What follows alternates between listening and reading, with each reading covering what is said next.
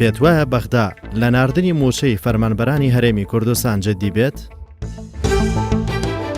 ڕێکەوتنی نێوان هەولێر و بەغدا کاریگەریەکی ئەرێنی هەیە لەسەر باری سیاسی هەرێمی کوردستان. پێم وایە کە ناردنی بودجە لەلایەن عەبادیەوە دەکەوێتەوە بینی ئەو ڕێکەوتناوی کە ئەو ڕێکەوتنی کە لە نێوان هەولێر و بەغدا دەکرێت.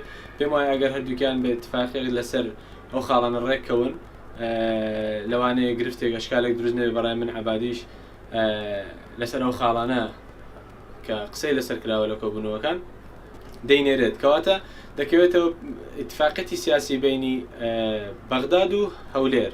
کەواتە ئەگەر لەسەر چەند کۆمەڵە خاڵە ڕێکەوتن پێم وایە گرفتێک دروست نابێت لە ناردنی پارەکە، ناردنی بودجەی فەرمانبەرانی هەرێمی کوردستان.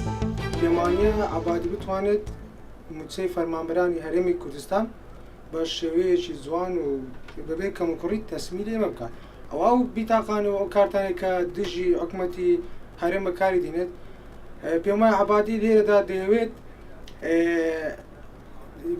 مجتەمەعی کوردی لە بەخۆ ڕابکێشیت بە حکمەوەی کە ئێمە بەعام خەڵکی کوردستان بواری ئابووری خراپە، ئەو هەستا کارتی ئابووری بەکارهێنا لە دژی ملەتی کورد. لەو بڕوایم هەموو بڕیارەکانی حکومەتی عەبادی لەگەڵ حکومەتی کوردستانە تەنها کات بەسەربردن و مەرامی سیاسی خۆیانە، تەنها بۆ هەڵبژاردن و ئەنجام بەدەستێنانی ئەنجامێکی باشە بۆ خۆیان وەکو چەکێک بەکاری دێنن بەرامبەر بە خۆی.